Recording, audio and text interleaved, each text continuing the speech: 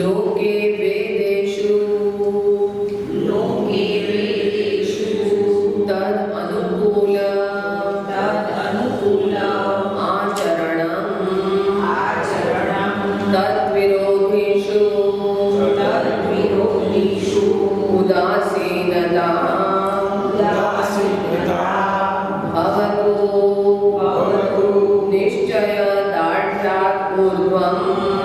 निश्चयदार्ढ्यात् ऊर्ध्वं शास्त्ररक्षणम् अन्यथा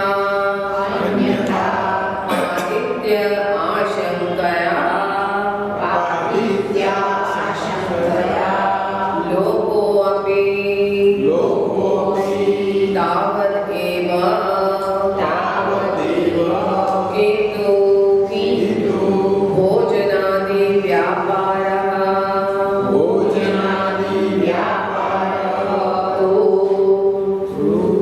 आशरीर धारणावधि। तो અહીંયા નારદજીએ કીધું કે આ તસ્મિન અનન્યતા તદ્વિરોધીષુ ઉદાસીનતા। તસ્મિન અનન્યતાનો મતલબ શું છે કે અન્ય આશ્રયના ત્યાગ, કે બાકી છે તે મારા માટે બીજા કોઈ આશ્રય નહીં। આજે જે કંઈ આપણા આશ્રય છે, આપણાથી બધા ઘર-બાર છે, સગા સંબંધી છે, સ્નેહીજનો છે, ધન દોલત છે, એના ઉપર આપણે આશ્રિત છીએ। અને જ્યારે એના ઉપર આશ્રિત છીએ તો સદૈવ એક અસુરક્ષાની અનુભૂતિ થાય છે। સદૈવ આપણને એમ લાગે છે કે ક્યારે આ વસ્તુ કારણ કે નશ્વર છે અને કેટલા માટે ક્યારે એ જતી રહેશે, એટલે એની છે તો સદૈવ ચિંતા હોય છે। ઘણા લોકો કહેતા હોય કે અમને અમારે મૃત્યુનો ડર નથી, પણ અમને ડર લાગે છે અમારા નિકટના સ્નેહીજનો। કેમ? કારણ કે અમે એના ઉપર આશ્રિત છીએ। કોઈ છે તો ફિઝિકલી આશ્રિત હોય છે, ફાઇનાન્શિયલી આશ્રિત હોય છે, કોઈ જે છે એ ઇમોશનલી આશ્રિત હોય છે। તો આ રીતે ક્યાંક ને ક્યાંક આપણે આશ્રિત હોઈએ છીએ અને એને કારણે એક અસુરક્ષાની અનુભૂતિ થાય છે। તો અહીંયા આગળ કહે છે કે અન્ય આશ્રયના ત્યાગ। અન્ય આશ્રયના ત્યાગનો મતલબ એ નથી કે આપણે ઘર-બાર બધું છોડી દેવું, કે જે પણ આપણા સગા સંબંધી છે એને છોડી દો, ભલે અમે તો બાકી બધા આશ્રયનો ત્યાગ કરો એટલે તમારી અમારે કંઈ જરૂર નથી। બોલે અહીંયા આગળ એવું નથી કહેતા। અહીંયા અન્ય આશ્રયના ત્યાગ મતલબ કે આ જે કંઈ તમને આશ્રય પ્રાપ્ત છે, જેને તમે આજે આશ્રય સમજી રહ્યા છો, મૂળ રૂપે ભગવત કૃપાથી છે, એમને કારણે છે। તમે એમના પ્રત્યે એટલા સમર્પિત છો કે જેને કારણે તમને પોતાની અસુરક્ષાની ચિંતા જ નથી। કેમ? કારણ કે હવે એના હાથમાં જ બધું છે કે નહીં, આ બધું તો નશ્વર છે, ક્યારેક ને ક્યારેક તો હાથમાંથી જતું રહેશે, નષ્ટ થઈ જશે। તો ભાઈ નશ્વર છે, ખબર છે, તો પણ તમે એના ઉપર શું કામ આશ્રિત થાવ છો?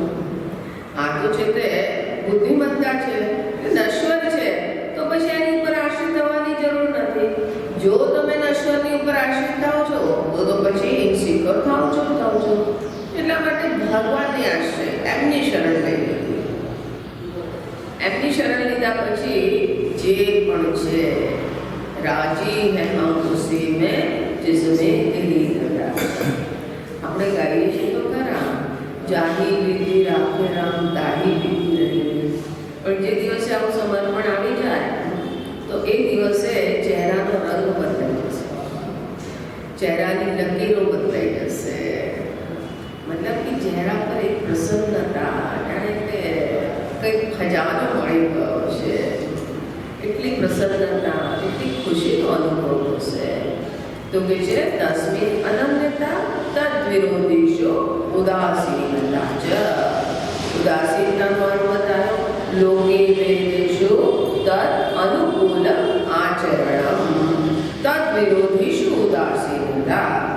હવે લૌકિક અને વૈદિક કર્મ, પહેલા કીધું લૌકિક અને વૈદિક કર્મનો લોક વેદ વ્યાપાર ન્યાસ, એનો ત્યાગ કરવાનો કીધો. એનો ત્યાગ કરવાની પાછળ શું અભિપ્રાય છે કે આ બધી વસ્તુ જે મને અહીંયા આગળ મારી અપૂર્ણતાથી પ્રેરિત કરે છે, જે મારે સુખ અને સુરક્ષા માટે પ્રેરિત કરે છે, તો એવા કર્મનો ત્યાગ થઈ જાય છે. કેમ? કારણ કે હવે મને ખબર પડે ગઈ કે આ બધું તો નશ્વર છે, જેટલું જીવનમાં આવશ્યક છે અવશ્ય પ્રાપ્ત કરો, પણ એના ઉપર ડિપેન્ડ નથી, આશ્રિત નથી, અને એટલા માટે એના પ્રત્યે એ અધૂરાપણાથી પ્રેરિત નથી થતું. જે છે કારણ કે એ નિશ્ચય છે કે આ વસ્તુઓ જે છે એ મારા અધૂરાપણાને દૂર કરી જ ના શકે. ગમે તેટલા તમે અદાની થઈ જાઓ કે પછી પેલા બિલ ગેટ્સ થઈ જાઓ કે જુફરબર્ગ થઈ જાઓ, તમારું અધૂરાપણું દૂર નહીં થાય. દુનિયાનો સૌથી અમીર વ્યક્તિ થઈ જાઓ. અરે ઇન્દ્ર દેવતા પણ કટોરો લઈ પડે છે. ઇન્દ્ર દેવતાને પણ જ્યાં કોઈએ બીજાએ થોડી તપસ્યા કરી દીધી. હવે નારદજી છે તો 3 દિવસ ધ્યાનમાં બેસી ગયા, તો એમાં છે તે એમનું તો સિંહાસન ડોલી ઉઠ્યું. બોલે ત્યારે આ નારદને બેસી ગયા, મતલબ કે એમનું તો જબરદસ્ત તપોબળ, જબરદસ્ત સંકલ્પ છે, અને એટલે આપણી તો ખટિયા ખડી હો જાયગી. એટલા માટે જાઓ કામને, એનું સમાધિ ભંગ કરો.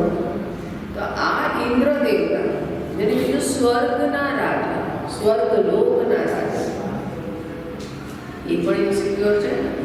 કેમ? આવી વસ્તુઓના ઉપર આશ્રિત છે. એનું અધૂરાપણું, જે પોતાની સંકુચિતા છે, અધૂરાપણું છે, અપૂર્ણતા, એ આ બધી વસ્તુથી દૂર નથી થતી. નાના હતા ત્યારે લોલીપોપમાં સંતુષ્ટ થતા હતા. થઈ જતા હતા છોકરાને લોલીપોપ આપો. હવે કાલે એક બાળક આવ્યું તો એને કિટકેટ આપી, હવે રડવાનું ચાલતું હતું, પછી ધીમે ધીમે બંધ થઈ ગયો. જતા જતા કે મારી કિટકેટ ક્યાં છે, એને કિટકેટ આપી, ખુશ થઈ ગયો. જાણે કે એને સ્વર્ગ મળી ગયો. અમારે ત્યાં એક સ્વામીજી આવતા હતા, તો જ્યારે પણ કંઈક સરસ વસ્તુ બની હોય, સ્વાદિષ્ટ વસ્તુ બની, એ જમવા બેસે એટલે કે દીદી स्वर्ग को आग लगा दो. स्वर्ग को क्यों आग लगा? अब स्वर्ग के सुख की जरूरत ही नहीं है दीदी, ब्रह्मानंद की जरूरत ही नहीं. इससे बढ़िया ब्रह्मानंद क्या हो सकता है? હવે એમની સ્તુતિ કરવાનો એક અંદાજ હતો કે ભોજન છે તે બનાવવાવાળાને એક તારીફ કરવાનો એ એમની એક રીત હતી. પણ સ્વર્ગની જરૂર નથી. સ્વર્ગ તો આગ લગા. બીજે દિવસે શું? બીજે દિવસે જ્યાં શાકમાં થોડું ઓછું કે વધારે કચરા કરી આપણે, તો જો એ અધૂરાપણું સ્વર્ગને સ્વર્ગ તુલ્ય સુખ પ્રાપ્ત થયું. પણ આપણે હતા એવાને કેવા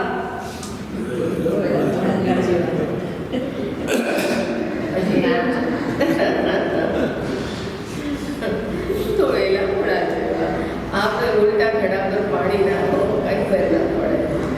તો એટલે લૌકિક અને વૈદિક આચરણ એનો છે તે ત્યાગ કરવાની જ્યાં વાત કરે છે, ત્યાં આગળ શું છે કે આપણે અધૂરાપણાની નિવૃત્તિની અપેક્ષાથી એ કર્મનો આશ્રય નથી લેતા. પણ અહીંયા આગળ કહે છે કે લોકે વેદેશુ તદનુકૂલ આચરણ, કે આ જે સમસ્ત કર્મ છે એ અહીંયા આગળ પૂરી સમષ્ટિને ધ્યાનમાં રાખીને એક સંવાદિતા બની રહે, હાર્મોની બની રહે, કે આપણે છે તે આ સૃષ્ટિમાં આ ભગવાનની વ્યવસ્થામાં એક ઓબ્સ્ટેકલ ના બનીએ. એના માટે આ છે તે આપણને ધર્મશાસ્ત્ર અને આ વિધિ વિધાન કરતું હોય છે, લૌકિક કર્મ વૈદિક કર્મનું. એટલા માટે એને હિસાબે આપણે જીવન જીવવું જોઈએ. તો એટલે કહે છે કે તદ અનુકૂળ આચરણ. મને કરવામાં કંઈ વાંધો નથી. હવે જો મેં લૌકિક આ લોકોને હિસાબે એ કર્મને કરી લીધું વગર અપેક્ષા, શું ફેર પડ્યો? કીધું કે ચલો માતાજી બરોડા ગઈ તો એક કપલ હતું, ઓલ્ડ કપલ, એ કે અમે મારી ઈચ્છા છે કે તમને ભોજન કરાવીએ તો કરાવો, ભિક્ષા માટે રેડી છીએ અમે. તો કહે છે હા પણ આ ઓલ્ડ છે અને પેલી ભીખ આવતી નથી, ભૂખ આવતી નથી, તો ભોજન છે તે બનાવી ના શકે. તો મેં કીધું તો શું વિચાર છે? તો કે બહાર લઈ જઈએ તમને. મેં કીધું એ શર્ટ છે, સ્પાઇસીસ ના હોવું જોઈએ, મિર્ચ મસાલા ના હોવા જોઈએ, ત્યાં આગળ કોઈ નોનવેજ ના બનવું જોઈએ. હા, એ બધું થઈ જશે. હવે એમણે છે તે એ રાતે ફોન કરી દીધો કે साउथ इंडियन खाएंगे और उसमें मिर्चा नहीं डालना, उसमें मसाले नहीं डालना और उसको प्योर जो है घी में बनाना है, वो दुनिया भर का इंस्ट्रक्शन हमने आपने હવે કે ચાલો, તો કે ચાલો, શું વાંધો છે મને? તો લોકોની ભાવનાને, લોકોની શ્રદ્ધાને, એને આદર આપતા જે આચરણ કરવું જોઈએ એને કરવા માટે કોઈ અહીંયા પર પ્રોબ્લેમ નથી. તદ્વિરોધી શું? ઉદાસીનતા. પણ એનાથી વિપરીત જો આચરણ હોય તો એના પ્રત્યે ઉદાસીનતા.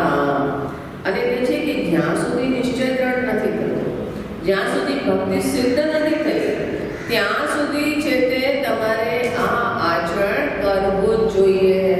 અને એ પછી પણ શાસ્ત્ર રક્ષણમ, આ શાસ્ત્રોની મર્યાદાને સ્થાપિત કરવા માટે. અન્યથા પાતિત્ય આશંકયા, કે છે ને કે અદ્રઢમ ચ હતમ જ્ઞાનમ, કે જો જ્ઞાન અદ્રઢ હશે, કાચું જ્ઞાન હશે, તો આપણે એમાંથી પતિત થતા, ચ્યુત થતા વાર નહીં લાગે. અને એટલા માટે જો વિશ્વામિત્રજી જીદ કરી અને કે મારે નંદી ગાય જોઈએ છે.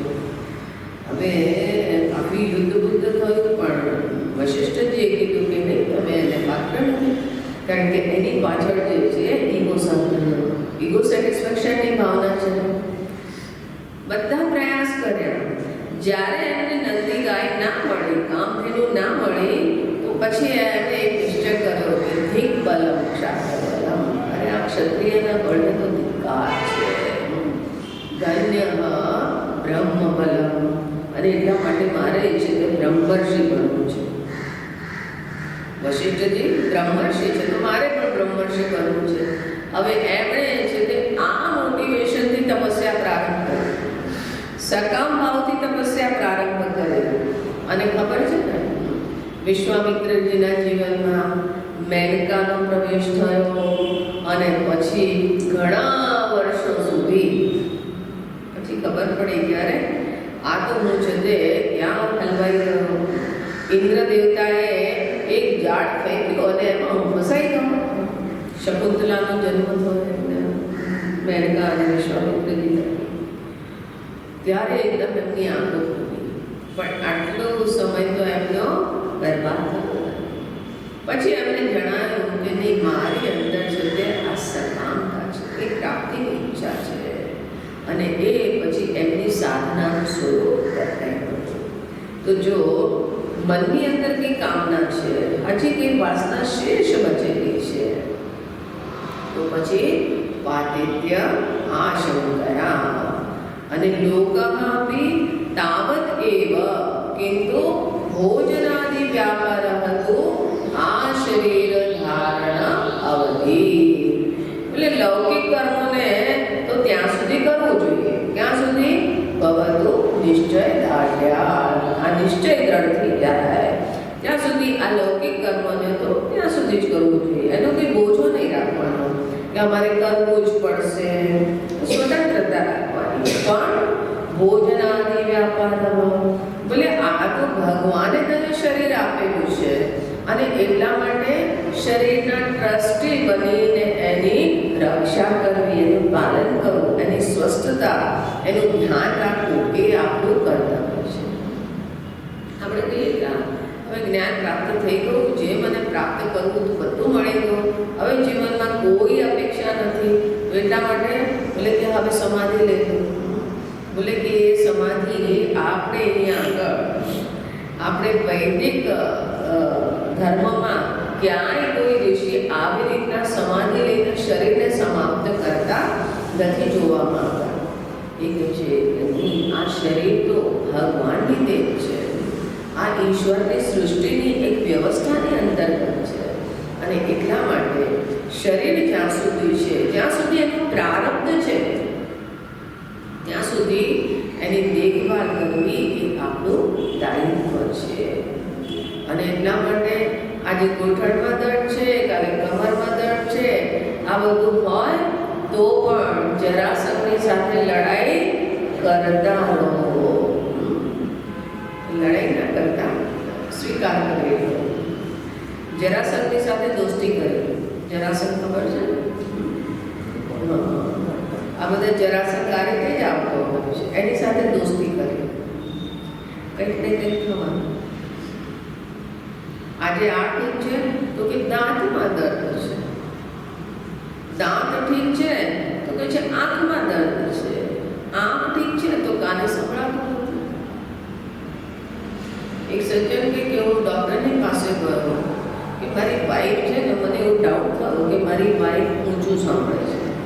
એટલે ડૉક્ટરની પાસે ગયો અને ડૉક્ટરને જઈને કીધું કે ડૉક્ટર સાહેબ, મારી વાઈફ ઊંચું સાંભળે છે, તો મને કોઈ હિયરિંગ એડ તમે સજેસ્ટ કરો કે એના માટે હું લઈ આવું. ડૉક્ટર કે એવી રીતે ના મળે, આ એની રેન્જ શું છે એ નિર્ધારિત કરવી પડે. પછી તમે એટલું છે તે કન્ફર્મ કરો કે કેટલી દૂરી સુધીનું સાંભળે છે. સારું, હવે ઘરે પહોંચ્યા, આંગણામાંથી એણે અવાજ આપ્યો, ભગવાન ભોજન મેં ક્યાં બનાયા હૈ? કોઈ જવાબ ના આવ્યો. દરવાજા સુધી ગયા, एंट्रेंस સુધી ગયા, ભગવાન ક્યાં ભોજન બનાવ્યા? કોઈ જવાબ ના મળ્યો. કિચનના દરવાજા સુધી ગયા, ભગવાન ક્યાં ભોજન બનાવ્યા? કોઈ જવાબ ના મળ્યો. फाइनली एने पासे में कीधुं, हमने 3 बार तुमसे पूछा कि भगवान भोजन क्या बनाया? तो बोले कि मैंने 3 बार आपको बताया, ये 4थी बार बता रही हूँ कि पराठा सब्जी बनाया. ત્યારે મારે અસલિયત સમજમાં આવી કે જરાસંઘ અહીંયા પ્રવેશ કર્યો છે, હજી ત્યાં નથી કર્યો. તો આ જરાસંઘની લડાઈ છે તે ચાલે કરશે, પણ એનાથી હાર માની અને કે હવે તો બધું પ્રયોજન પૂરું થઈ ગયું, ભગવાન હવે ઉપાડી લે. બોલે કે ભગવાનને ઉપાડી લેવાની પ્રાર્થના ન કરે. જ્યાં સુધી શરીર છે ત્યાં સુધી ભોજન આદિ વ્યાપાર, ભોજન આદિ, ભોજનમાં છે તે તમે રબડીને ગુલાબજાંબુ પણ ખાઓ અને સાથે સાથે મેટફોર્મિન જેની ડાયાબિટીસની દવા હોય એ પણ ખાઓ. મતલબ ઔષધિ પણ લેવી જોઈએ, જરૂરત હોય તો ઔષધિ.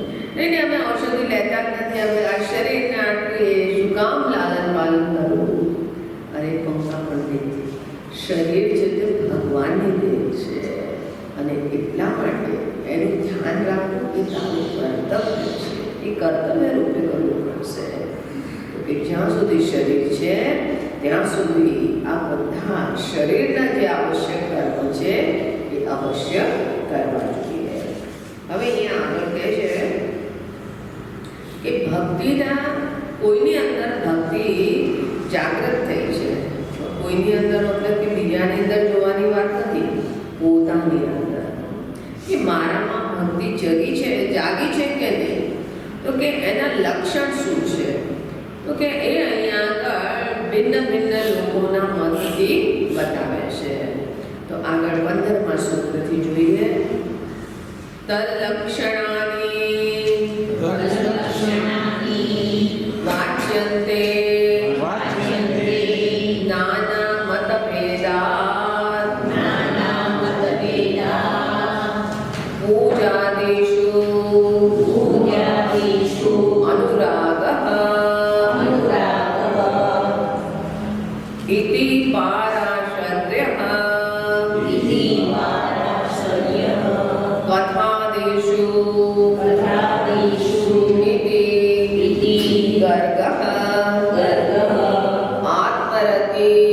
આત્મરતિ અવિરોધેન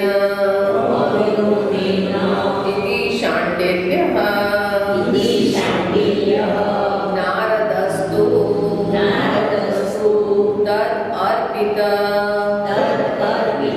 અખિલાચારતા તદ વિસ્મરણે પરમ વ્યાકુલતા ઇતિ अस्ति एवं यथा व्रज गोपिकानां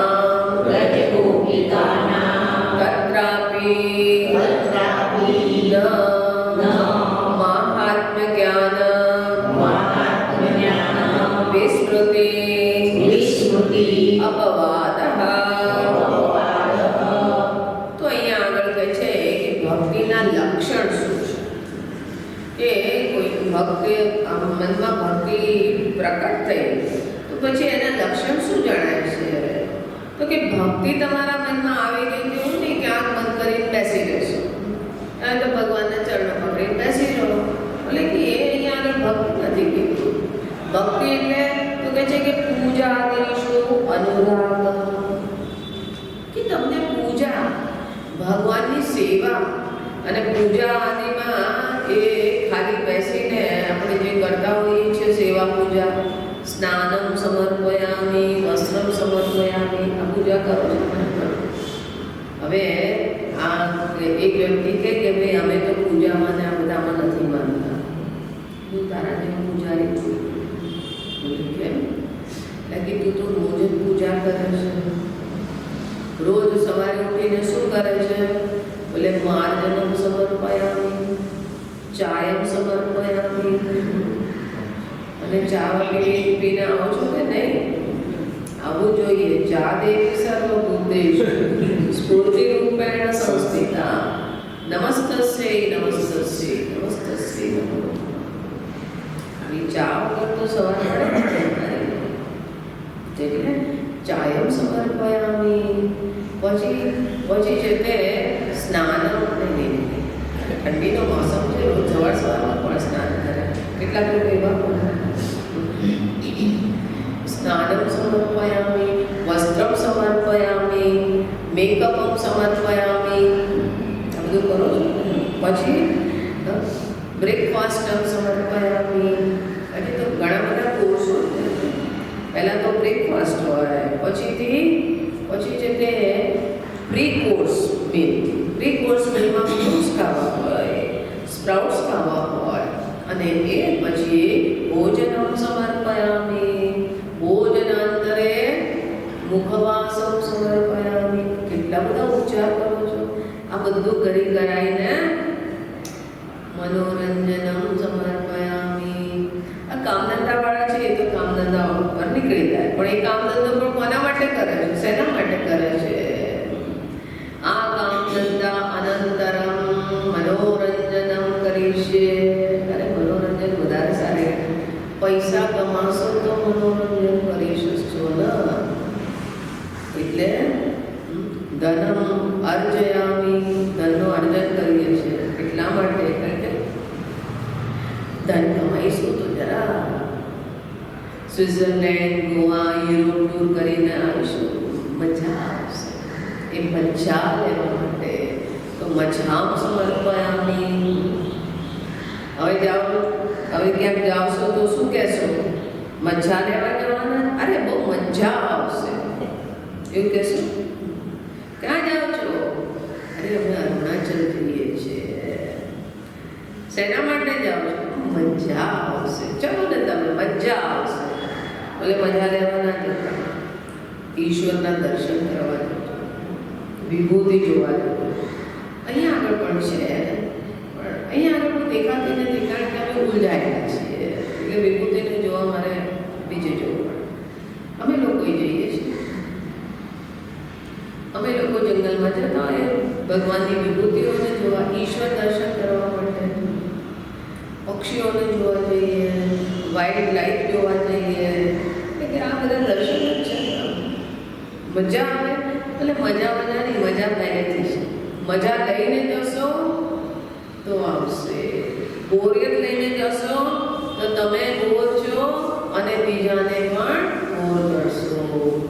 એટલે કોઈ તમને એમ કે યાર આવી જા ને થોડી વાર, બહુ બોર થઈ રહ્યો છું, ઘરમાં એકલો છું ને તો બહુ બોર થઈ રહ્યો છું, બિલકુલ એની પાસે ન જાય. કારણ કે એ બોર છે તો એ બોરિયત તમારી સાથે શેર કરશે અને તમને પણ બોર કરશે. ઇન્ફેક્શિયસ હોય છે એટલે એવી વ્યક્તિ પાસે ક્યારેય નહીં જવાનું. કોઈ કે અરે બહુ મજા છે, આવી જાય થોડો, તને પણ રસ તો જરૂર. હા, કોઈને કષ્ટ હોય તો એના દુઃખને શેર કરવા માટે કંઈક માર્ગદર્શન આપવા માટે, ખાલી ખભો આપવા માટે નહીં કે હા તને રડવું આવે છે લે ખભો, ખભે માથું મૂકીને રડી ગયું. પ્રોપર માર્ગદર્શન આપી શકતા હો તો જાઓ. તો પૂજા આદિશુ આપણે ઓલરેડી આપણી કરી રહ્યા છે. આપણે જે ઉપચાર પોતાના માટે કરીએ છીએ, કોઈ બહુ જ પ્રિય વ્યક્તિ આવી ઘરમાં તો એના માટે આપણે કરીએ છીએ. કોઈ આવે તો એમને કહીએ છીએ ને વેલકમ આવીએ, કે એવું થોડું કહીએ છીએ બાટલું ખોલ્યું અને જાતે આવી ગયા અને બેસવાનું પણ ના કીધું અને બેસી ગયા. એવું તો હોય જ્યાં સુધી એમના કે આવીએ ત્યાં સુધી કોઈના ઘરમાં જવાય તો કે આવીએ, बैठिए, तशरीफ रखिए, પછી કહીએ ન્યૂઝ ફરમાએ. તો આ રીતે હવે જેવી રીતે કોઈ અતિથિ આવે, કોઈ પ્રિય વ્યક્તિ આવે તો એમને આપણે આવાહનમ, આસનમ આ બધું કરતા હોઈએ. અને પહેલાના સમયમાં તો શું હતું કે બહારથી આવે છે તો એને આંગણામાં પેલું ગરમ પાણી લઈને લોટાથી હાથ પગ ધોવડાવતા અને પછી નેપકિન આપતા લૂછવા માટે, પછી ખાટલો બિછાવતા અને ખાટલા પર બેસવાનું કહેતા હતા. તો કે આવી રીતના બધા ઉપચાર આપણે ભગવાન માટે કરતા છે. એટલી ખુશીનો અનુભવ થઈ રહ્યો છે કે આ મારી સામે જે વિગ્રહ છે એ કોઈ ખાલી છે તે આ મૂર્તિ નથી, આ પંચ ધાતુની કે સંગમરમરની કે બ્લેક સ્ટોનની આવી કોઈ મૂર્તિ નથી. મૂર્તિ મતલબ કે મૂર્ત એ નથી. આ વિગ્રહ, આ સાક્ષાત પરમાત્મા આ રૂપમાં વિરાજમાન છે. આવી ભાવનાથી એમની અહીંયા આગળ પૂજા કરીએ છીએ. સમસ્ત ઉપચાર જે આપણે પોતાના માટે કરતા હોઈએ એ બધા એમના માટે. અને એની પાછળ શું ભાવના છે કે શ્રી પરમેશ્વર પ્રીત્યર્થમ, ભગવાન પ્રસન્ન, મારી આ સેવાથી ભગવાનની પ્રસન્નતા. હવે આ જોઈએ છે પેલા મંગલાની આરતી થાય, પછી આ આરતી થાય, તે આરતી થાય, ત્યાં આગળ એવી ભીડ હોય છે અને ભીડમાં એક ધક્કે અંતર બીજે ધક્કે પાર, અને ત્યાં આગળ જોવા શું જાય છે? ભગવાનના દર્શન ક્યાં શું કરવા છે? ઘરમાં પણ એ જ ઠાકોરજી, એ જ લડ્ડુ ગોપાલ બિરાજમાન છે, પણ ત્યાં આગળ શું જોવા જાય છે? શ્રૃંગાર જોવા જાય છે. અરે આજે તો ભગવાનનો શું શ્રૃંગાર કર્યો! એની હજી દ્રષ્ટિ ક્યાં આગળ છે? બહાર દ્રષ્ટિ છે, હજી વસ્ત્રોના ઉપર દ્રષ્ટિ છે. હજી એમની મહિમા નથી જણાઈ, એમની સુંદરતા નથી જણાઈ. જે દિવસે એમની સુંદરતા જણાશે, એમની મહિમા જણાશે, ત્યારે એમને શું વસ્ત્ર પહેરાવ્યા છે એની તરફ ધ્યાન જ નહીં. હા, તમે જ્યારે ઉપચાર કરશો, તમે જ્યારે સેવા કરશો તો એ વખતે એ જરૂર ભાવના હશે કે સુંદરથી સુંદર એમના પ્રત્યે પ્રસ્તુત હોય. તો કે આ રીતે મનમાં ખૂબ આનંદની અનુભૂતિ થાય છે. આ એમની સેવાનું સૌભાગ્ય મળ્યું છે. આ પૂજા ક્યાંથી પ્રારંભ થઈ? આપણા મંદિરના એક વિગ્રહથી. પણ આદિ શું કીધું? એનો અર્થ છે કે આ પૂજા માત્ર એક વિગ્રહ સુધી સીમિત નથી, એક નામરૂપ સુધી સીમિત નથી. અહીંયા આગળ તો સમષ્ટિને એ ભગવત સ્વરૂપ જોવે છે. ઈશ્વર ઈશાવાસ્યમ ઇદમ સર્વમ. હવે જો કે ભાગવતની કથા જે લોકો સાંભળતા હોય, આજકાલ તો છે તે ભાગવતની કથામાં પેલી ગોપીઓની રાસલીલા અને રાધિકાનું ને આનું બધું એ એને જ હાઇલાઇટ કરવામાં આવતું હોય છે.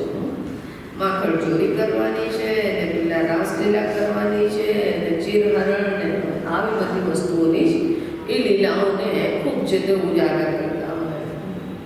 પણ ભાગવતનો જે આગળ પ્રસંગ આવે છે, ભાગવતની જે પૂરી કથા છે, તો ત્યાં આગળ કોઈ ને કોઈ ભક્ત, એક તો ભગવાનના અવતારોનો પ્રસંગ છે, જેટલા અવતાર થયા એની બાબતમાં કથા છે, અને ભક્તની મહિમા વધારે છે કે ભક્તની આ છે તે ભક્તિભાવથી એની તપસ્યાથી ભગવાન પ્રકટ થયા, અને ભગવાન પ્રકટ થયા પછી એ ભગવાનની જે સ્તુતિ કરે છે તો એ સ્તુતિનું શું સ્વરૂપ હોય છે?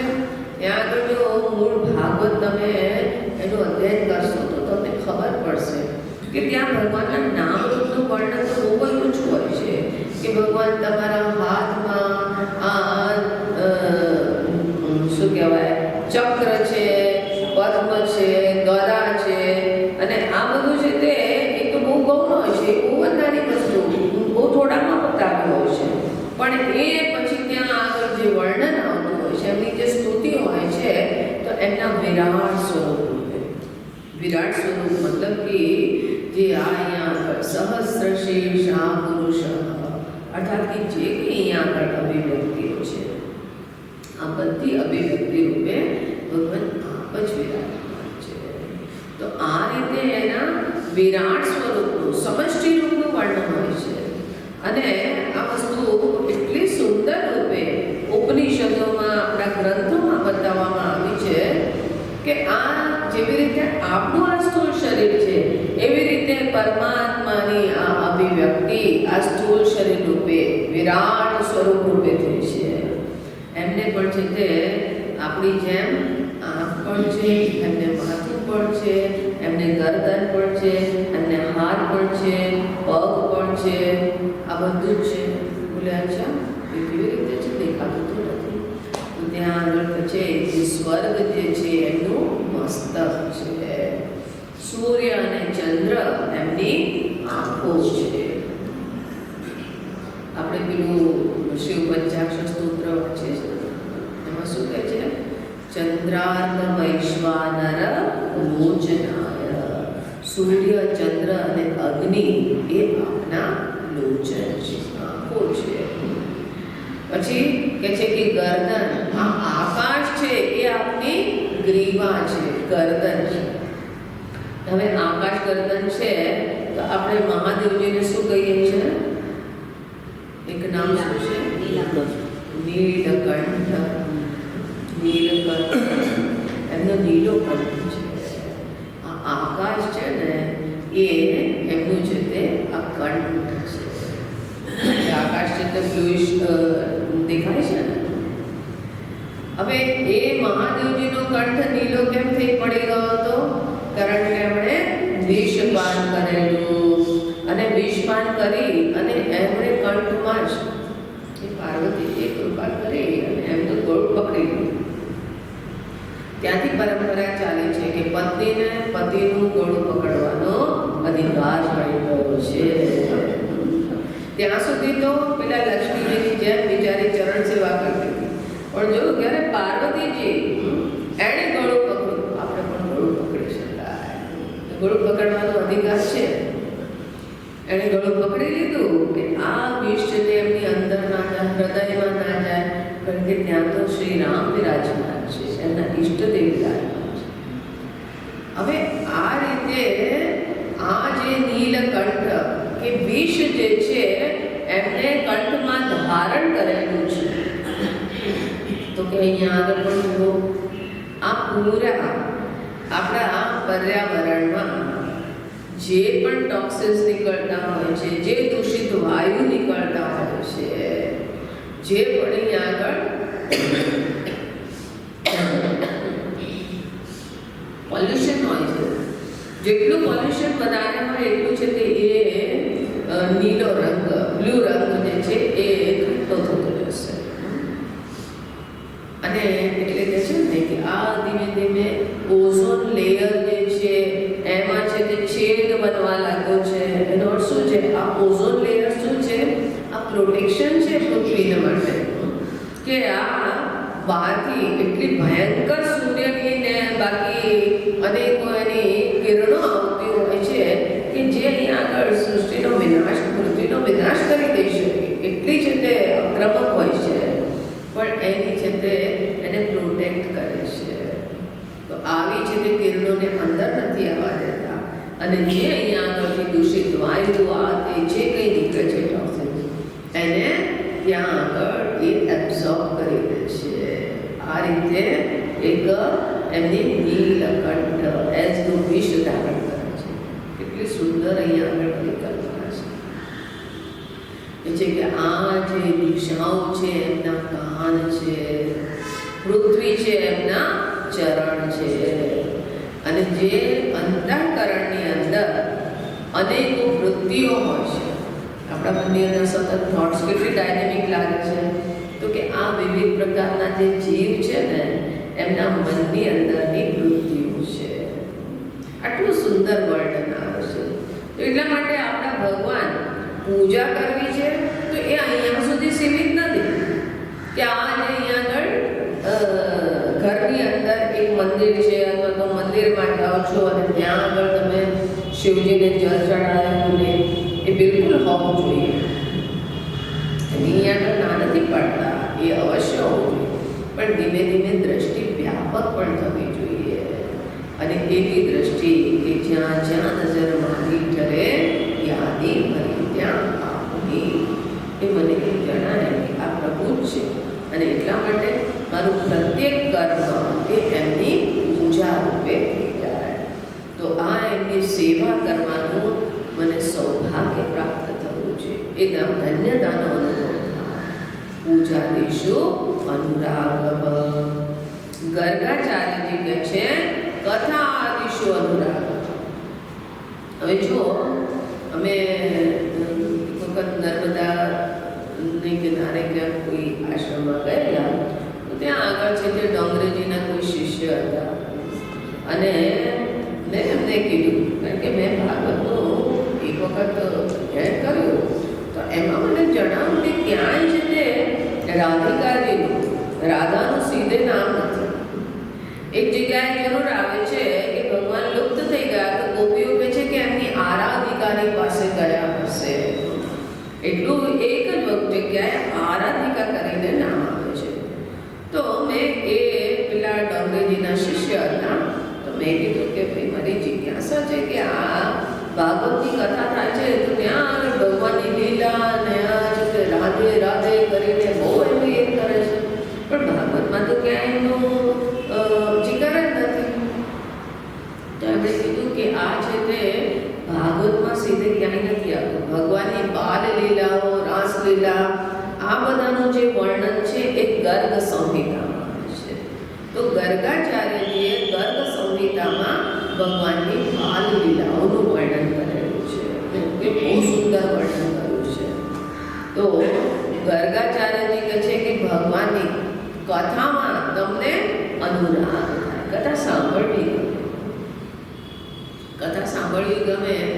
જ્યારે પણ હવે આપણને એમ કહે કે ભાઈ ભગવાનને પ્રેમ કરો, તો સીધું ભગવાનને તમે પ્રેમ ના કરી શકો, કારણ કે ભગવાન તમારા માટે એક શબ્દ જ છે. કોઈ સીધું એની સાથે કનેક્શન દેખાતું નથી. હવે એમ કે ભગવાન છે તે કર્મો ફલ પ્રદાન કરે છે, તો પછી કે હું કર્મ કરું છું ત્યારે તો આપે છે, લેનદેનનો વ્યવહાર છે. આવી રીતના મનની અંદર આ કુતાર્કિક મન હોય બુદ્ધિ એ અનેકો તર્ક વિતર્ક કરે. અને એટલા માટે આપણને અહીંયા આગળ એમની મહિમાની સમજવાની જરૂર છે. એ મહિમા કેવી રીતે સમજાય? તો કે ભગવાને છે તે અનેકો અવતાર લીધા, જે અવતાર ધારણ કર્યા છે, આપણા ધરાતલ પર શરીર ધારણ કર્યું અને અનેકો લીલાઓ કરી. એ લીલાઓના માધ્યમથી એમની છે તે આપણને મહિમાનું જ્ઞાન થાય છે. ધીમે ધીમે આ મહિમાનું જેમ જેમ જ્ઞાન થાય તેમ તેમ આપણી દ્રષ્ટિ વ્યાપક થતી જાય અને આપણને આ ભગવાનની વાસ્તવિક મહિમા સમજાય. એટલે જો કથામાં કોઈને રુચિ આવવા લાગે તો ધીમે ધીમે કથા સાંભળ્યા પછી અગર ભગવાનના પ્રત્યે પ્રેમ ના જાય તો પછી કથા સુણી ઉડ્યા કોઈ ના આવ્યું બ્રહ્મજ્ઞાન. આ તો એવું છે કે છોકરાને કીધું કે લે બેટા દવા નથી ખાતો તો લે બેટા આ પેડો ખાઈ લે, અને પેડાની અંદર છે તે દવાની ગોળી એ અંદર ઇન્સર્ટ કરે તેથી એ પાછળની ગોળી પણ ખાઈ લેશે દવાની. હવે છોકરો દૂધ પેડો ખાઈને આવી ગયો અને હવે કે મમ્મી મેં પેડો ખાઈ લીધો. કે શાબાશ બેટા. મમ્મી બહુ ખુશ થઈ ગઈ કે ચલો પેડાના બાને દવા તો ગઈ. હવે છોકરું કે મમ્મી આજકાલ છે ને તે પેડામાં પણ ઠળીઓ આવશે, કડવું ઠળીઓ હતો ને એમાં ઠળીઓ ફેંકી દીધો. એવી રીતે અમે કથા તો સાંભળી આવ્યા અને એવું સરસ પેલા કથાકાર છે એવું સરસ ભજન કરે છે, એટલું સરસ એમની સાથે ઓર્કેસ્ટ્રા છે, એટલું સરસ ગાય છે. અને સાથે સાથે આજે તો રાસ લીલા એવી મજા આવી ગઈ. એ બધી મજા મળી હતી પણ ભગવાનને પ્રત્યે કઈ ભાવ જાગ્યો, એમની મહિમાનું ભાન થયું. નહીં અમે તો મજા લઈને આવ્યા. આ છે ને એક પ્રકારનું રાજસી એન્ટરટેનમેન્ટ, મનોરંજન, રાજસી, સાત્વિક પણ નહીં. કારણ કે તમે ભગવાનની મહિમા નથી જોતા, તમે શું જોઈ રહ્યા છો? મને મજા આવી. અને એ મજા શેની મજા છે? મજા આપવી જોઈએ, કથામાં મજા અવશ્ય આવી જોઈએ, પણ એ શેની મજા છે? ઉપરથી જે નાચ ગાન ને એન્ટરટેનમેન્ટ થઈ રહ્યું છે એની મજા છે. ભગવાનની મહિમા સાંભળીને મજા આવી હોય એવું નથી. અને એટલા માટે રાસલીલાની એનો જ મજા આવતી છે. તો કે આ તો છે તે પેડો ખાઈ અને થળીઓ ફેંકવા જેવી વાત છે. તો કે કથામાં અનુરાગ મતલબ કે એમની મહિમા, જો કથામાં પ્રેમ જાગી જશે તો એમની મહિમા જે છે એ તમને જણાવવા લાગશે. એક છે તે છોકરું એની દાદી કથામાં ક્યાંય જાય એટલે કે દાદી એકની એક કથા કેટલી વાર સાંભળવાની, તમે તૃપ્તિ નથી થતી? બોલે કે નહીં બેટા એમાં તૃપ્તિ થાય જ નહીં. તો બોલે કેવી વાત કરો છો? હવે કથામાં શું છે કે પેલા રાજા દશરથને 3 રાણીઓ હતી અને છે તે 4 છોકરા હતા અને પછી સીતાજી કિડનેપ થઈ ગઈ અને આમ થયું. આ જ તો કથા છે, બીજું કંઈ છે? 4 વાક્યમાં પૂરી કથા સંભળાવી દો. તો કે હા બેટા એ તો છે પણ એ સિવાય પણ ઘણું બધું છે. તો કે દાદી મને તો લાગે છે તમે ટાઈમ વેસ્ટ કરો છો. તમે દાદી વિચારી છે તેને કંઈ જવાબ આપી ના શકે. હું એક વખત ગઈ તો એની દાદી કે આ છે ને છોકરું મારી સાથે આવું તર્ક કરે છે. મેં એને કીધું બેટા તને આઈસ્ક્રીમ ભાવે છે? બોલે બહુ જ ભાવે છે. મેં કીધું ખાધો તે? બોલે હા. ક્યારે ખાધો? બોલે કે હમણાં અમારે ગુજરાતમાં તો છે ને તે એવા ગાંડા કે 8 ડિગ્રી ટેમ્પરેચર હોય તો પણ અડધી રાતે આઈસ્ક્રીમ ખાવા જાય. અમે હિમાચલમાં જ્યારે ભણતા હતા તો ત્યાં આગળ તો બર્ફીલો અને પૂરો એવું એરિયા સામે છે તે સ્નો કવર્ડ માઉન્ટેન્સ અને પીક્સ દેખાતી હતી. એવી ઠંડી કે થોડી બી સ્લીપ ખુલ્લી રહી જાય રજાઈની તો પછી અંદર હાડકા તોડી નાખે એવી ઠંડી હોતી હતી. હવે અમે લોકોનો બપોરના સમયે શરૂઆતમાં લગભગ 1-1.5 મહિનો થયો અને ગ્રુપ ડિસ્કશન ચાલતું હતું. તો ગ્રુપ ડિસ્કશનમાં બધા આપસમાં ડિસ્કસ કંઈક વૈરાગ્યની ચર્ચા હતી. તો મેં કીધું કે હવે બધા જે બ્રહ્મચારી લોકો બેઠેલા, મેં કીધું આ વૈરાગ્યની એ તો વાસ્તુ બરાબર છે પણ આટલો 1.5 મહિનો થઈ ગયો અને તમને લોકોને કોઈને આઈસ્ક્રીમ ખાવાની ઈચ્છા નથી થતી? એટલે ગાંડી થઈ ગઈ છે. વેદાંતનું અધ્યયન કરવા આવી છે, વૈરાગ્ય હોવો જોઈએ, આઈસ્ક્રીમ ખાવો છે. મેં કીધું ઈચ્છા આવી તો આવી, હવે એમાં હું શું કરું? મારું એના ઉપર તો વશ છે ને. તો એને ગુરુજીને ખબર પડશે તો ગુરુજી ભગાવી દેશે આશ્રમથી. મેં કીધું તો જરૂર ખબર પડવી જોઈએ. મેં કીધું ચલો આપણે ગુરુજીને જઈને ગુરુજી આઈસ્ક્રીમ ખાવાની પ્રેરણા થાય છે. ગુરુજી કે આવું કે બધા લોકો કે આવું કહેવાતું હશે ગુરુજી? મેં કીધું જો આમાં 2 વસ્તુ છે. આ ગુરુજીને કહીએ કે ઉચિત લાગે તો તમે ખવડાવો, અને જો આવી ઈચ્છા આવી એ ખોટી છે, અનુચિત છે, અને આવી તો કંઈ તમે ક્યારે કેવી રીતે એને હેન્ડલ કરે એનો ઉપાય બતાવો. એ વસ્તુ હોઈ શકે. તો બધો મોરચો છે તે લઈને ગઈ ગુરુજીના રૂમમાં, નોક કર્યું. ગુરુજીએ આપવાની પરમિશન આપી. જ્યાં બારણું ખોલ્યું, આગળ મને કરેલી, બારણું ખોલ્યું તો મને એક ધક્કો અંદર માર્યો અને બાકી બધા ભાગી ગયા. કારણ કે આવી વાત પૂછવી તો આ તો છે તે પેલા આ વૈરાગ્યની ઉપર પ્રશ્નચિહ્ન લાગી જાય કે આવા કેવા અહીંયાના સ્ટુડન્ટ આવ્યા છે કે વૈરાગ્ય છે નહીં મનની અંદર, આઈસ્ક્રીમ ખાવાની છે તે લાળ ટપકે છે અને અહીંયાનો વેદાંતનો અધ્યયન કરું છે. क्या हो गया, क्यों मोर्चा लेके आ रही थी, सब लोग कहाँ गए, क्या बात है? गुरुजी दरअसल ऐसी बात है कि हम लोग चर्चा कर रहे थे वैराग्य के ऊपर. तो मैंने आया, हम लोग तो गुजरात में दिसंबर में भी आइसक्रीम खाते हैं, रात को घूमने निकलते हैं और आइसक्रीम खाते हैं. મને યાદ છે કે એક્ઝામનો ટાઈમ હોય અને પણ શિવરાત્રિની આસપાસ ફેબ્રુઆરીનો મહિનો હોય ત્યારે જતે રાતના 12 વાગે આઈસ્ક્રીમ ખાવા નીકળતા વાડીલાલમાં, અમૂલનો આઈસ્ક્રીમ. હવે એનો એ ક્રેઝ નથી રહ્યો, હવે પણ એ વખતે બહુ હતો. મેં કીધું ગુરુજી ऐसी ऐसी बात हुई है, आइसक्रीम खानी है तुमको?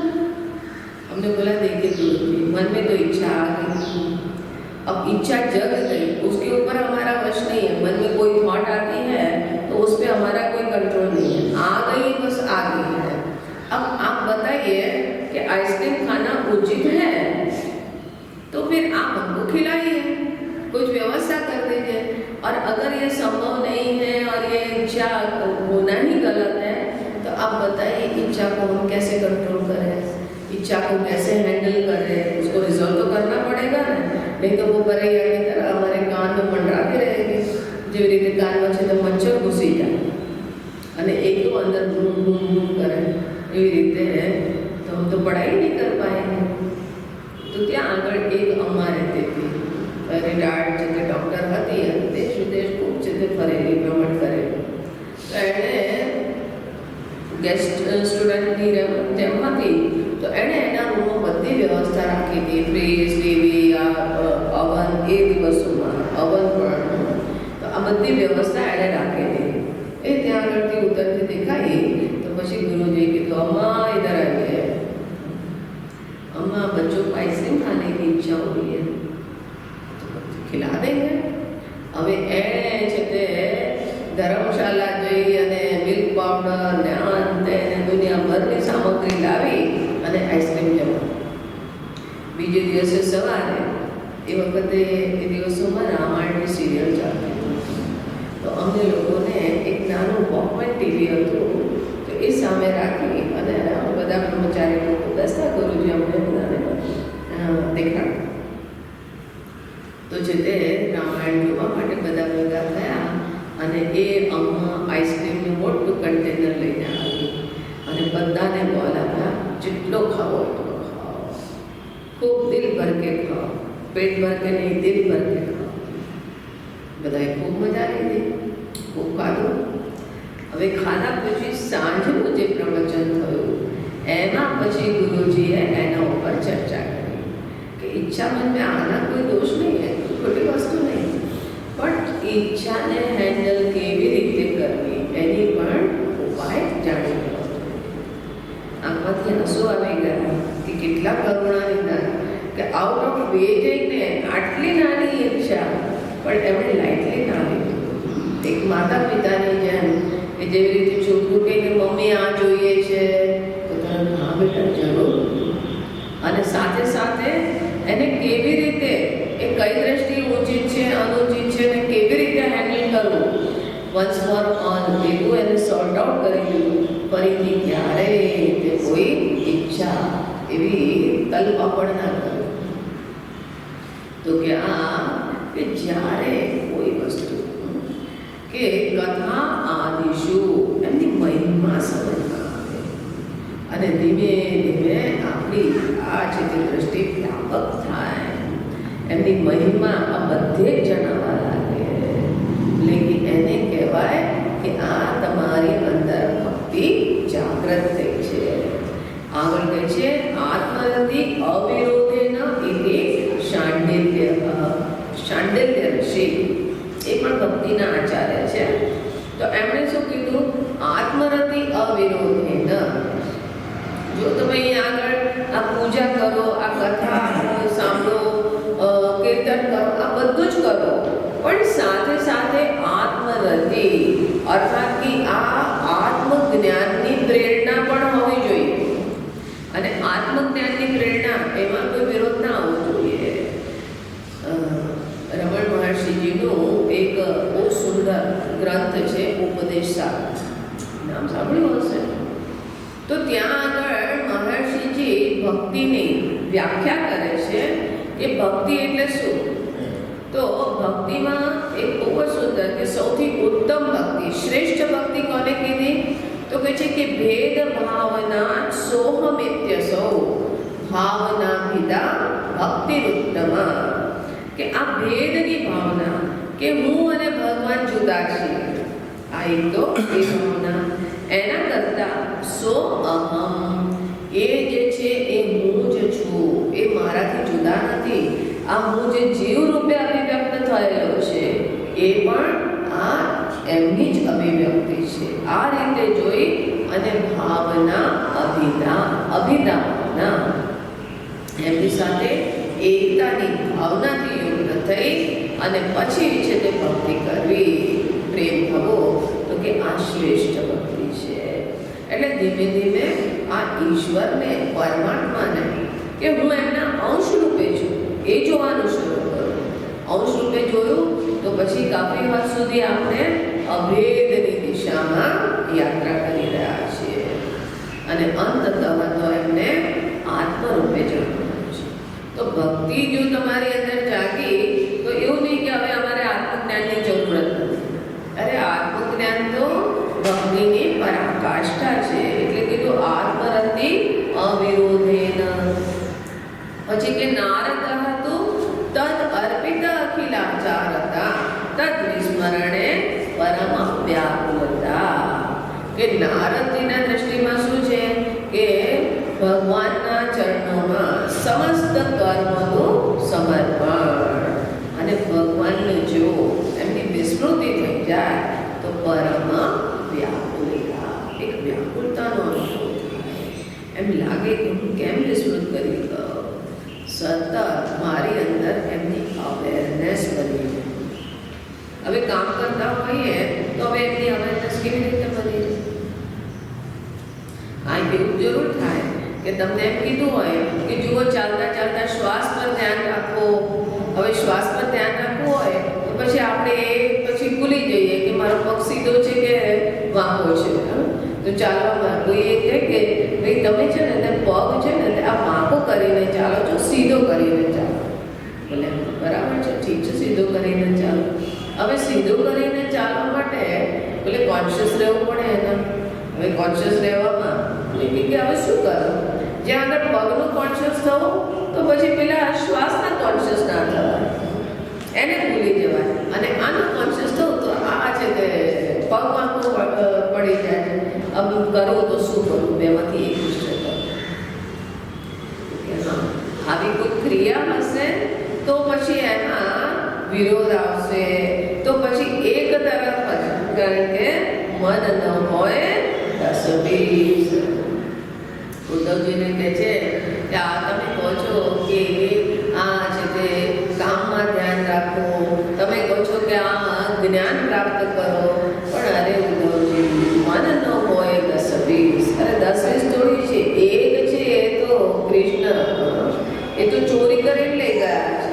ક્યાંથી લાવવું બીજું મન, બીજી જગ્યાએ લગાવવા? તો મન તો એક જ છે. શ્વાસની તરફ ધ્યાન આપો કે પગની તરફ ધ્યાન આપો? એ તો જેન્યુઅલ પ્રશ્ન છે. તો અહીંયા આગળ જોઈએ કે ભગવાન પણ ગીતામાં કહે છે કે મા મનુસ્મર યુદ્ધ છે, મારું સ્મરણ કરતા કરતા તો યુદ્ધ કર. ભગવાનનું સ્મરણ કરતા કરતા યુદ્ધ થશે કે સામે મને કોઈ દુર્યોધન ને એની કૌરવની દુશ્મનોની સેના થોડી દેખાશે, તો બધું ભગવતમય દેખાશે. તો પછી ધનુષ ચલાવી શકશે? સંભવ નથી.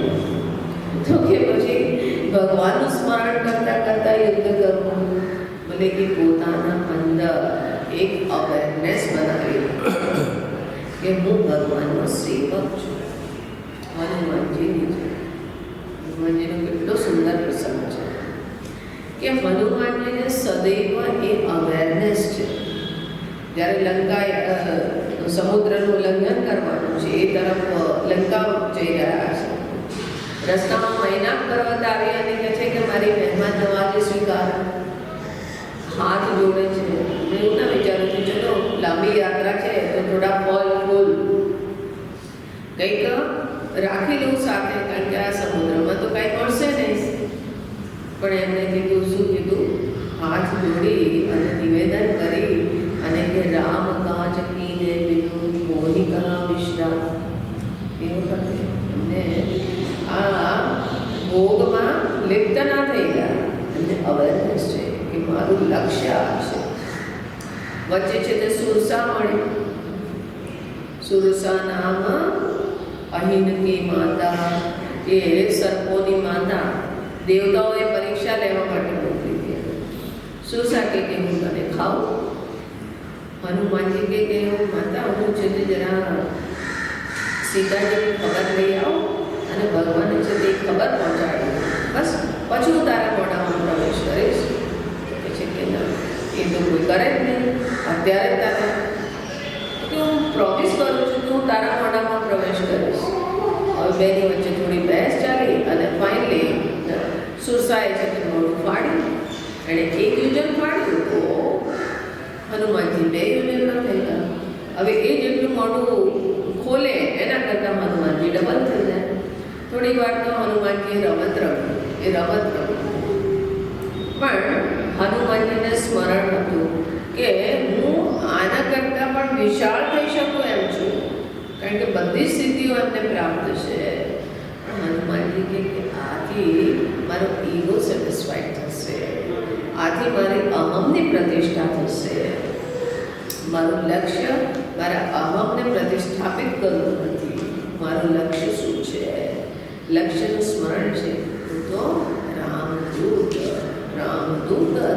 અતુલિત બલરામ. એટલા માટે તરત જ મચ્છરનું રૂપ ધારણ કર્યું અને અંદર પ્રવેશ કરી ગયા.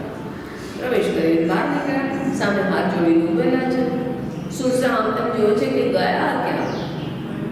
હનુમાનજી કે અહીંયા છું. સાથે સાથે અંદર જઈ અને થોડી ગલી પૂછી પણ કરી દીધી. તો કે હું અહીંયા છું. કે જો મેં તો મારું છે તે પ્રોમિસ છે, મેં મારા વચનનું પાલન કર્યું. હવે તે ના ખાધું તો એમાં દોષ કોનો? મારો દોષ થોડું છે. ક્યાંય રાવણની સાથે સંવાદમાં એમણે પોતાનો એ પરિચય ના આપ્યો. હું પવન પુત્ર છું, હું કેસરી નંદન છું, હું એ છું જેણે સૂર્યને કળી દીધેલો, હું એ છું જેને બધા જ દેવતાઓની શક્તિ પ્રાપ્ત થઈ. આવો ક્યાંય પરિચય ના આપ્યો. એમણે શું પરિચય આપ્યો? અરે રાવણ જેમના બલના લવ દેશથી તે આ ત્રણેય લોકમાં આતંક મચાવેલો છે, એ પ્રભુ શ્રી રામનું દૂત છું, બ્રહ્માંડ અધિપતિ એમનો હું દૂત છું. આ એમણે પોતાનો પરિચય આપ્યો.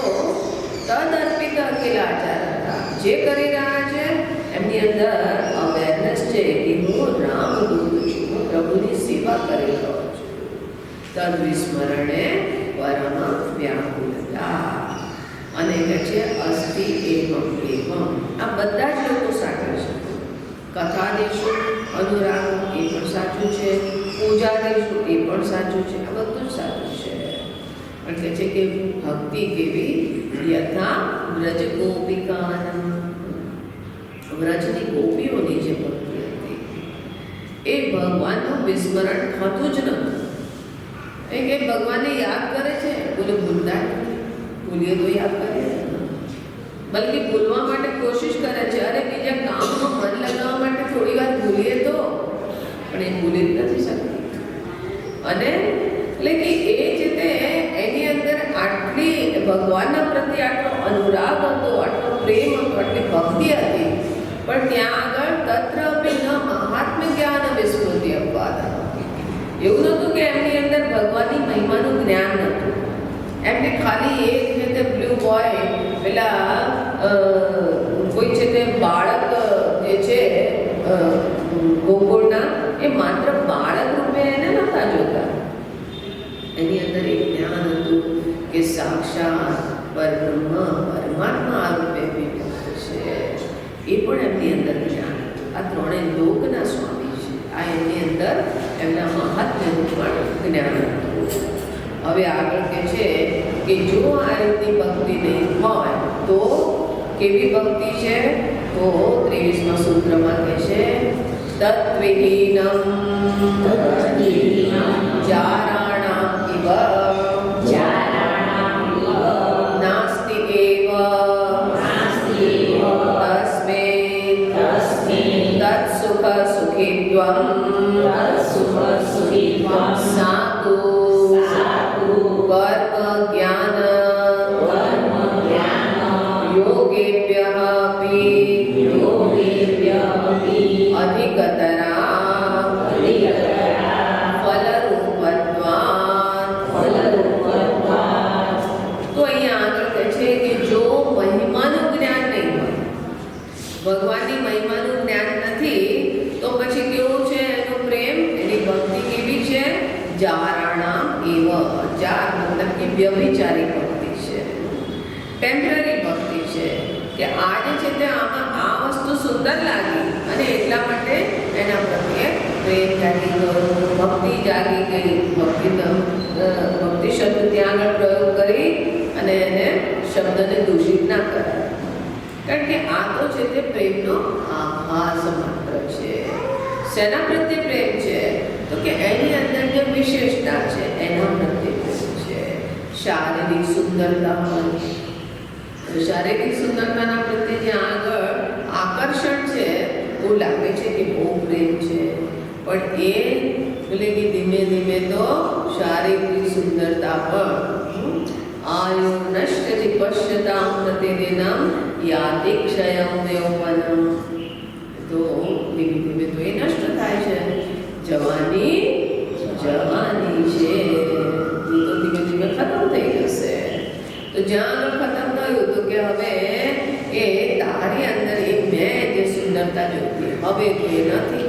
એટલા માટે હવે દેહ છે તે બીજે આ બધા દેહ, કોઈએ થોડું છે તે સ્માઇલ આપી દીધું તો દિલ ફેક થઈ ગયા અને ત્યાં આગળ લિપ્ત થઈ ગયા. આવી રીતના વ્યભિચારી એક કોઈ કહેતો હતો, ફોરેનથી કોઈ આવ્યો હતો કાફી વર્ષ પહેલાં, તો બોલે કે અમારા એક મિત્ર છે એણે લવ મેરેજ કરેલા અને લવ મેરેજ કર્યા પછી 3 મહિનામાં એને ડિવોર્સ થઈ ગયા. મેં કીધું એવું શું કારણ હતું ડિવોર્સ થઈ ગયા? તો કે ડિવોર્સમાં એમના જે કારણ જે બતાવ્યા તો કે એમની વાઈફ એ દિવસોમાં પહેલાં અત્યારે તો પેલા પ્લાસ્ટિકની ને એવી રીતની ટૂથપેસ્ટ આવે છે, પણ એ દિવસોમાં એલ્યુમિનિયમનું ફોઇલમાં એ ટૂથપેસ્ટ આવતી હતી ને કોલગેટને. તો કે એની શિકાયત એ હતી કે તમને છે તે ટૂથપેસ્ટ કાઢતા નથી આવડતું. આ કેવી ટૂથપેસ્ટ કાઢો છો? ટૂથપેસ્ટ પૂરી એજી ગઈ, રોજ સવારમાં ઉઠીને ટૂથપેસ્ટ તમને કાઢતા નથી આવડતું અને એને કારણે રોજ નારાજ થઈ જાય. નાયા પછી તમારે છે તે ટુવેલ છે તે નથી સુકવતા, એનું છે તે એને એટલે કે આવી પેટી વસ્તુને બાબતમાં એની સાથે છે તે અનુમત થઈ. બાકી છે તે દિવસ આખો સારો હતો, પણ સવારમાં હવે એ છે તે એની વાઈફ કે હું તો તારાથી તંગ આવી કે મારે તારા સાથે નથી રહું. એટલે કે આવી નાની વસ્તુ લવ મેરેજ હતા અને લવ મેરેજમાં આવી નાની વસ્તુ તું મને અનુકૂળ નથી અને એટલા માટે ખોટી. અનુકૂળ હોય તો પછી બુદ્ધિ. તો કે આવી રીતના સંબંધો હોય વ્યભિચારી પ્રેમ છે. જ્યાં સુધી મને ગમે છે, મને અનુકૂળ છે, એટલા માટે ગઈકાલે કીધું હતું ને કે ભાઈ કઈ લગ્ન ને આ શાદી વ્યાહના જે સંબંધ હોય કે સંબંધ સ્થાપિત કરવામાં કે એવું ના વિચારો કે હા આનું મન અને મારું મન બંનેનું મળે છે કે આના મનની અંદર છે તે આવા છે તે વેલ્યુ છે, સુંદર વિચાર છે કે આવી રીતના છે, બોલે એટલું માત્ર જોશો ને તો પછી મન જે છે સતત પરિવર્તનશીલ છે. આજે સાત્વિક છે, કાલે રાજસી થશે. સત્વ રજસ તમસ આ ત્રણેય ગુણો હોતા છે. એટલે જે સંબંધ સ્થાપિત થાય એ સંબંધમાં જ તમારે પ્રેમ ડિસ્કવર કરવો જોઈએ. એ સંબંધમાં જ એ સામેવાળી વ્યક્તિની જે પણ અચ્છાઈ છે, કમીઓ છે, એને તમે સ્વીકાર કરો, તમારી એ સ્વીકાર કરે. આ અન્યોન્ય એગ્રીમેન્ટ હોય છે. બસ આ જ એગ્રીમેન્ટ હોય છે. બાકી કે એ નહીં કે તું સદૈવ મને અનુકૂળ રહે છે. બોલે કે આવા જ્યાં આગળ સંબંધ હોય જારણા એવ અનુકૂળ નથી અને કાલે છે તે એ પ્રતિકૂળ થઈ ગયો તો સંબંધ થતા કે છે કે નાસ્તિ એવ તસ્મિન તત્ સુખ સુખિત્વ. આની અંદર જાર મતલબ કે જે વ્યભિચારી પ્રેમ છે તો એમાં સામે જે પ્રેમના આસ્પદ જે છે એમના સુખમાં સુખી થાય છે એવું નથી. એ પોતાનું સુખ જોવે છે કે તું મને સુખ આપે છે કે નહીં, તું મને અનુકૂળ છે કે નહીં. એના પ્રત્યે જો તુમકો પસંદ વહી आगे सो जा. तुम दिन को अगर रात कहो तो सो जाएंगे. दिन को रात कहे तो बोले सो जाओ.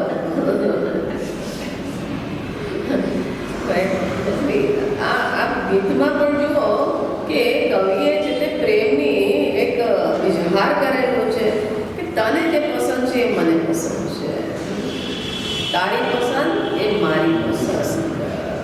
હનુમાનજીને યાદ કરો. હનુમાનજી જો કે સીતા માતા રોજ છે તે સિંદૂર લગાવે છે. મુझे માતાજી આ સિંદૂર કેમ લગાવો છો તમે?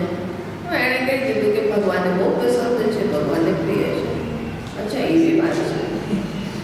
હવે જ્યાં સીતાજી છે તે બહાર નીકળી એને સિંદૂરનો છે તે ડબ્બીની પૂરો ડબ્બો લઈ અને પૂરા શરીર ઉપર લેપન કરી દીધું અને બહાર નીકળ્યા. ભગવાન રામ જોવે છે, બોલે આ શું હનુમાનજી? તો કે તમને પસંદ છે ને સિંદૂર, એટલા માટે મેં સિંદૂર પૂરા સિંદૂરમાં નાખ્યું. તો કે તમને પસંદ છે મને પસંદ છે. એટલે અકબર બાદશાહ કોઈ ભોજન કરવા હવે છે તે રીંગણાની સબ્જી. તો એ દિવસે એમને મૂડ પણ સારો હતો ને રીંગણાનો ઓળો પણ બહુ એમને ભાવે. હવે એ છે તે પેલા બિરબલ બેઠેલા અને કે વાહ બેંગન ક્યાં સારું. હા એ બિરબલને તો છે તે શરૂ કરી દીધું એની સ્તુતિ.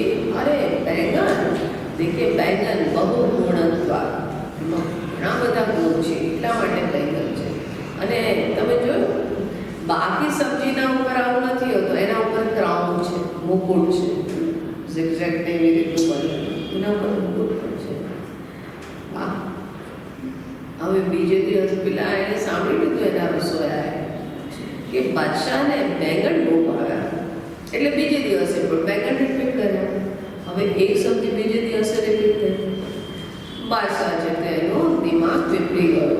બોલે કે એ ક્યાં રોજ રોજ બેંગન કોઈ સબ્જી હે? બિરબલ કહે છે એટલા માટે તો એનું નામ છે બેંગન, मतलब बेगुण, एમાં कोई गुण नहीं. और देखिए तो कलर भी कैसा काला काला होता है, कोई बिल्कुल ही काला काला कलर और बेकार सब्जी होती है ना. और उसका शेप भी देखो ऐसा जैसे कि पेट बाहर निकल मध्य प्रदेश निकल आया हो, ऐसा विचित्र सा पेट. बादशाह कह के अरे अकबर कल तुम जो है वो हमने बोला बैंगन की सब्जी अच्छी है तो तुम उनकी स्तुति कर रहे थे, और आज हमने बोला तो तुम जो है वो बैंगन की निंदा कर रहे हो. आखिर तुम्हारा क्या विचार है? बोले अरे महाराज हम बैंगन के थोड़ी भक्त हैं, हम उनके थोड़ी सेवक हैं, हम आपके सेवक हैं। जो आपको पसंद हो वो हमको पसंद है। પણ જારનો પ્રેમ કેવો છે? નાસ્તિ એવ તસ્મે તત્ સુખે સુખિત્વ, કે ભાઈ તારી ખુશીમાં મારી ખુશી નહીં, તું મને ખુશ રાખ, તું મને ખુશ રાખ, મારી ખુશી વધારે મહત્વની છે. અને અહીંયા આગળ કહે છે સાધુ કર્મ જ્ઞાન યોગેભ્યઃ અપી અધિકતરા. ભક્તિ જે છે એ કર્મ જ્ઞાન અને યોગથી પણ શ્રેષ્ઠ છે. तो मतलब कि आपने कर्म करવું કે ના કરવું, એટલે કે કર્મને કર્મયોગ બનાવો. અને કર્મયોગ બનાવો, કર્મયોગનો પ્રાણ જે છે ઈશ્વરના અસ્તિત્વના પ્રત્યે શ્રદ્ધા અને ભક્તિ. કર્મયોગ શું છે? ઈશ્વરાર્પણ બુદ્ધિથી કાર્ય કરવું. હવે ઈશ્વરના પ્રત્યે આપણે કર્મ અર્પિત કરવું હોય તો પછી એમના પ્રત્યે પ્રેમ હોવો જોઈએ કે ભાઈ તમે કોઈને કેમ કોઈ વસ્તુ સમર્પિત કરો, કેમ આપો? અથવા તો એમના થકી તમારો કોઈ સ્વાર્થ સિદ્ધ થતો હોય, અથવા તો એમના પ્રત્યે પ્રેમ હોય. સ્વાર્થ સિદ્ધિમાં તો જ્યાં સુધી સ્વાર્થ સિદ્ધિ થાય છે ત્યાં આગળ જ તે એક વ્યાપાર બની જાય છે. પણ કર્મ અને કર્મયોગ ત્યારે કે જ્યારે ઈશ્વરના પ્રત્યે ભક્તિ હોય. એટલા માટે કર્મ જે છે કર્મયોગ ભક્તિનો પર્યાય નથી. ભક્તિ અનિવાર્ય છે, ભક્તિનો વિકલ્પ નથી, ભક્તિ અનિવાર્ય છે. વગર ભક્તિએ કર્મયોગ સંભવ નથી, વગર ભક્તિએ જ્ઞાન યોગ સંભવ નથી. એમ કે ભાઈ આને કોઈ વસ્તુને તમને જાણવાની ઈચ્છા થઈ, કોઈ વ્યક્તિની બાબતમાં ક્યારે જાણવાની ઈચ્છા થાય? કે જ્યારે થોડુંક તો એની બાબતમાં એના પ્રત્યે થોડી ભાવના જાય, કોઈના પ્રત્યે થોડો પ્રેમ આવ્યો તો પછી એની બાબતમાં જાણવાની, બધું જાણવાની ઈચ્છા થાય છે ને, કે એની બાબતમાં જાણીએ તો ખરા કે આની શું આદતો છે, આને શું ગમે છે, શું નથી ગમતું, આની શું મહિમા છે, આ બધું જાણવાની ઈચ્છા થાય. જાણવા માટે એટલા માટે શું આવશ્યક છે? ભક્તિ, પ્રેમ આવશ્યક છે. આપણે જોયું હતું ને કે યમરાજ નચિકેતાને શું કહે છે? યમે વૈશ્ય પ્રણુતે તેન લભ્ય. આ જ્ઞાનથી જે સિદ્ધિ થાય છે, મોક્ષ રૂપી સિદ્ધિ, એ જ્યાં સુધી પરમાત્માનું વરણ નથી કરતા, મતલબ કે એમના પ્રત્યે ભક્તિ જાગૃત નથી થતી, ત્યાં સુધી આ સંભવ જ નથી. એટલા માટે કીધું કે કર્મ જ્ઞાન યોગેભ્યઃ અપી અધિકતરા. મૂળભૂત આવશ્યકતા છે કે તમારા અંદર ભક્તિ હોવી જોઈએ, ઈશ્વરના પ્રત્યે પ્રેમ હોવો જોઈએ. જો પ્રેમ હશે તો એમની પ્રાપ્તિની ઈચ્છા થશે, તો તમે એ દિશામાં યાત્રા કરશો. અન્યથા તમે જ્ઞાન પ્રાપ્ત કરશો તો એની પાછળ બીજું એ કારણ હોઈ શકે કે એનાથી બુદ્ધિની જિમ્નેસ્ટિક કરી અને ઈગો સેટિસ્ફાઈ થાય છે. બહુ મજા આવે. ઇક્વેશન સોલ્વ કરી, અમને ખબર પડી હતી, બધા શાસ્ત્રોનું અધ્યયન કર્યું છે. આમાં એક ગુરુ અષ્ટકમ છે, તો એમાં કહે છે કે શરીરમ સ્વરૂપમ યથા કલત્રમ, એ રીતે બધું ગણાવે છે કે બધા જ શાસ્ત્રોનું જ્ઞાન પણ છે, બધું જ છે, પણ મનશ્ચેન્ન લગ્ન ગુરોરંત્રી પદ્મે તથા કેમ તથા આ બધું જ નિરાકરણ છે. જો ગુરુના ચરણોમાં, જો પ્રભુના ચરણોમાં તમારા અંદર પ્રેમ નથી, એમના પ્રત્યે ભક્તિ નથી, તો તમે કર્મ કરો, જ્ઞાન કરો, પૂજા પણ એક કર્મકાંડ, એક રિચ્યુઅલ બની જશે. અરે બહુ મોટા ભક્ત છે. કેવા ભક્ત છે? આનંદનો ગરબો કરે છે. આનંદનો ગરબો કરવાથી કોઈ ભક્ત થઈ ગયો? અરે શું, એ તો એટલા બધા કરે છે. અચ્છા, અને એવું સરસ ગાય છે, સરસ ગાવાથી કોઈ ભક્ત થઈ ગયો? બધા મોટા મોટા સિંગર હોય છે, એનાથી કોઈ ભક્ત થઈ ગયા? અમે સાંભળ્યું તો અનુપ જલોટાની એકવાર બોમ્બેમાં ભજન સંધ્યા આયોજિત કરી, અને ભજન સંધ્યામાં એમણે ભજન પહેલાં તો એમણે કીધું આટલા લાભ લઈશું, એ એગ્રીમેન્ટ મંજૂર હોય તો પછી આપણે આગળ વાત કરીએ. જેમ તેમ કરી એમને સમજાયા અને આગળ પછી કીધું કે આ છે તે એક ચેરિટેબલ કોઝ માટે છે. બોલે એ બધું તો જે હોય પણ મારે તો આટલા જોઈએ. ફાઇનલી એમને છે તે નક્કી કર્યું. હવે જ્યારે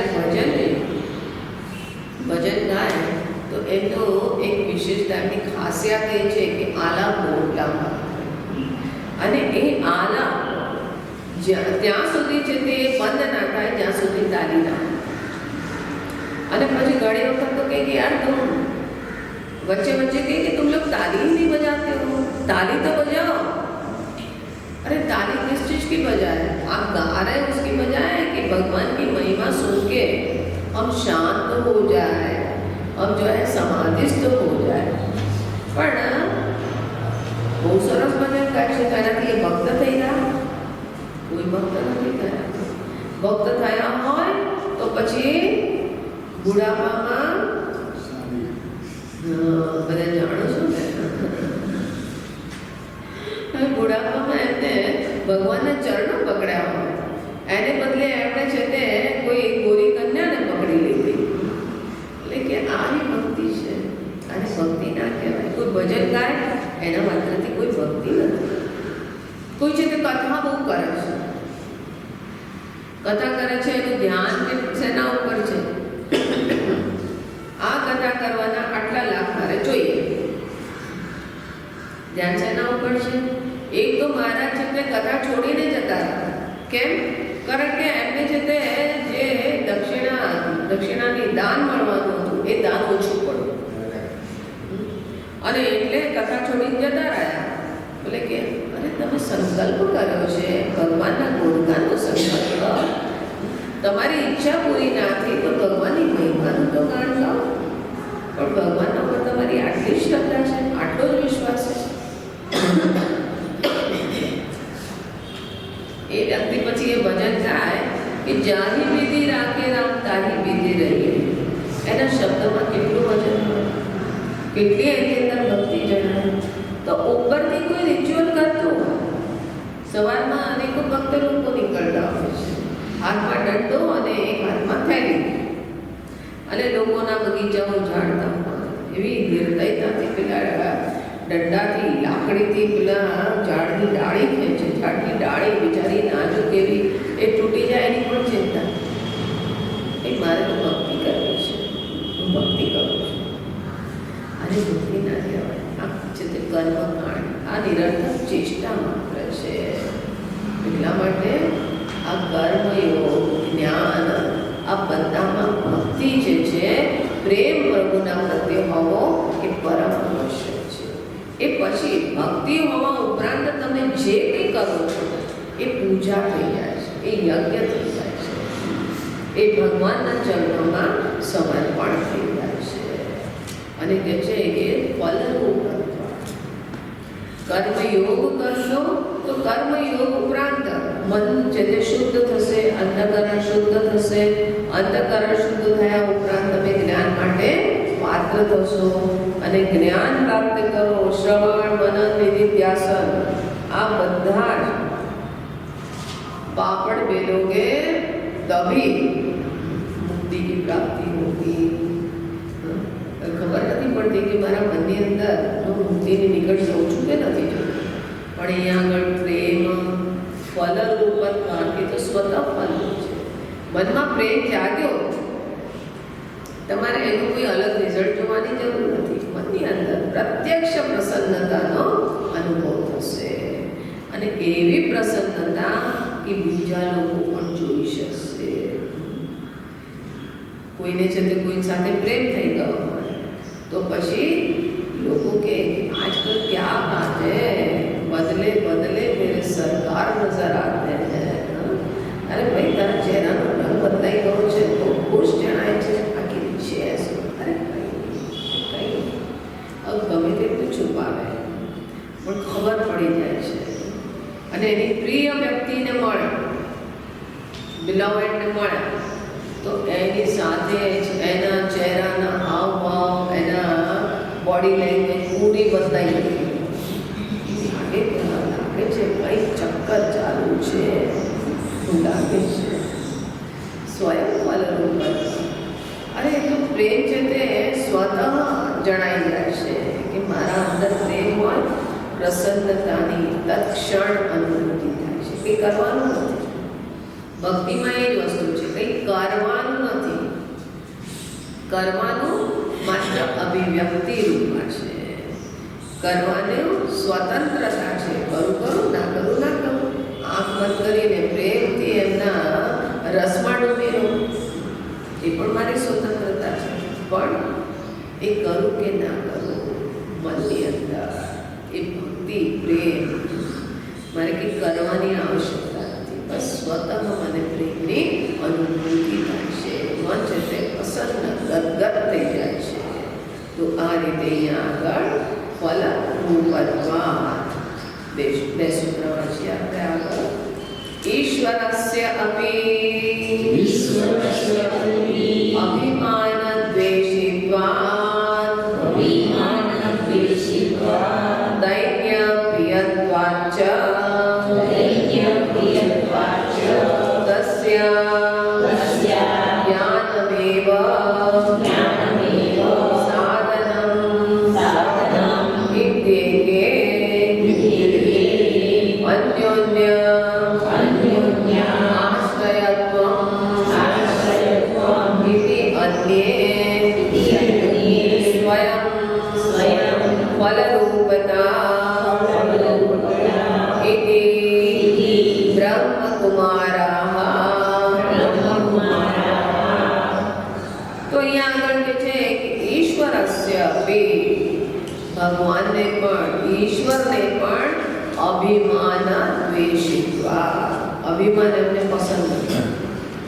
જ્યાં આગળ અભિમાન જાય, અભિમાને માથું ઉપાડ્યું તો તરત જ તે સીધા ઓપરેશન ટેબલ પર, જેમ કે નારદજીને સ્વતઃ લઈ લીધા. નારદજીને અભિમાન આવી ગયું, અરે મેં તો કામદેવને પણ જીતી લીધા, એટલું જ નહીં ક્રોધને પણ જીતી લીધું.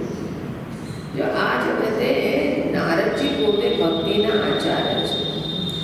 એમનું મિશન છે કે લોકોને અંદર બાય હુક ઓર ક્રોક લોકોની અંદર ભક્તિ જાગૃત કરવી. આ એમનું મિશન છે. અને નારદજી કોઈ સાધારણ વ્યક્તિ નથી. નારદજી જે છે એ પોતે દેવર્ષિ, દેવતા પણ છે અને ઋષિ. ઋષયમાં મંત્રદ્રષ્ટા ઋષિ પણ છે, મતલબ જ્ઞાની છે. એમના મનની અંદર જ્યારે અભિમાન આવ્યું તો એમ ના જોવાય કે અરે નારદજી પણ છે તે જો નારદજી પણ ચલિત થઈ ગયા, ચૂપ થઈ ગયા, બોલે નહીં. આ ગીતાના 14મા અધ્યાયમાં જ્યાં ગુણાતીતના લક્ષણ બતાવે છે, તો ત્યાં આગળ શું કહે છે? પ્રકાશમ ચ પ્રવૃત્તિ ચ મોહમેવ ચ પાંડવ ન દ્વેષ્ટિ સંપ્રવૃત્તાનિ ન નિવૃત્તાનિ કાંક્ષતિ. મતલબ પ્રકાશ, સાત્વિક ગુણ, રાજસિક ગુણ કે તમો ગુણ, આ ત્રણેય ગુણોના છે તે જીવનમાં ઉતાર ચઢાવ થતા હોય છે. પણ જે અહીંયા આગળ જ્ઞાની છે તો કે જ્યારે રજોગુણ શરૂ આવે છે, ન દ્વેષ્ટિ, કોઈ દ્વેષ નથી કરતા, અને ન નિવૃત્તાની કાંક્ષતિ, હવે એને દૂર કરો બોલે નહીં. આ જ્ઞાનીની વાત કરે છે, ગુણાતીત જે થયો. નારદજીનું આ દ્રષ્ટાંત બહુ સુંદર છે. એના માટે નારદજીના મનમાં અભિમાન આવ્યું તો નારદજીએ શું વિચાર્યું કે મારા મનની અંદર અભિમાન, હું તો છે તે ભગવાનના હાથમાં એક ઇન્સ્ટ્રુમેન્ટ છું. આ જગતના ભક્તિના મિશન માટે, આ જેઓ સૃષ્ટિની વ્યવસ્થામાં હું તો એક છે તે એક સાધન માત્ર છું. અને જો મારા મનની અંદર અભિમાન આવ્યું તો ભગવાન મારી થકી કંઈક કરાવવા માંગે છે, કોઈ મિશન એમને પૂરું કરવું છે. એટલા માટે એ ફ્લોમાં પ્રવાહિત થવા ગયા. મહાદેવજીની પાસે, પહેલા બ્રહ્માજીની પાસે ગયા. બ્રહ્માજી કે હા ભાઈ, તું તો મારો પુત્ર છે અને એટલા માટે તો આની તારી અંદર તો આ સામર્થ્ય છે જ. पास गया तो महादेव जी के आपने हमको तो बताया नारायण के पास जाओ तो गलती मत कर। હવે નારદજીના મનની અંદર થોડું અભિમાન વધારવા માટે થોડું તૂલ મૂકવા માટે મહાદેવજી આવી છે તે થોડી સળી કરી દીધી એ કે કેમ કારણ કે નારદજીએ નેગેટિવ વિચારો એટલા માટે કહે છે કેમ કારણ કે એમને તો કામદેવ સમાધિ ભંગ કરવા આવ્યા તો સાથે સાથે ક્રોધ પણ આવ્યો અને મેં તો ક્રોધને પણ જીતી દીધો તો એમના મનમાં ઇન્સિક્યોરિટી લાગે છે કે હવે ભગવાન વિષ્ણુ એમના આ ઈષ્ટદેવ જે છે એના બદલે હવે મને ઈષ્ટ માનવા લાગશે કારણ કે મેં એમના કરતાં 2 કદમ આગળ છું કામ પણ જીતી લીધું ને ક્રોધ પણ જીતી લીધું ભગવાન વિષ્ણુ પાસે ગયા હવે ત્યાં આગળ જઈને એ જ લિંગા હાકી અને ભગવાને પણ અરે નારદજી ઘણો સમય થઈ ગયો દેખાયા નહીં नारद जी अपने अंदाज थी अरे क्या बताए भगवान ऐसा ऐसा था वो कामदेव आ गए थे फिर बेचारा क्षमा मांगने लगे हमने बोला नहीं कोई चिंता मत मैं हमने उनको क्रोध नहीं करा माफ कर दिया હવે આવી રીતે નારાયણને થયું કે હવે તો આને ઓપરેશન ટેબલ પર લેવું પડશે અને પેલી આગળની કથા તો તમે જાણો જ છો તો જો નારદજીના મનમાં પહેલા અભિમાન અભિમાન પછી કામના કામના પછી લોભ કારણ કે કન્યાનો હાથ જોઈ શું વિચારે છે કન્યાનો હાથ જોઈને એમાં હસ્તરેખા એ બતાવતી હતી કે આને આ છે ને વર્ષે એક ત્રિલોક સ્વામી હશે નારદજી શું જોવે છે કે જેનું આ વરણ કરશે એ ત્રિલોકનો સ્વામી થઈ જશે હવે મને ત્રિલોકનું રાજ્ય પણ મળી જશે લોભ કામ લોભ અને ક્રોધ તો જો અભિમાનથી કામના જાગી ક્રોધ જાગ્યો લોભ જાગ્યો આ બધું જ છે તે ત્રિવિધમ નરકસ્યેતમ દ્વારક નાશનમ અને જ્યાં છે તે આ આવરણ હટ્યું નારદજી કહે છે કે અચ્છા તો હવે નારદજી કોઈ વિરોધ ના કરે મનમાં કામના આવી એટલે આવવા દો આંધો ક્રોધ આવે આંધો અને જ્યાં સુધી ટકરાઈ ના ગયા જે પેલા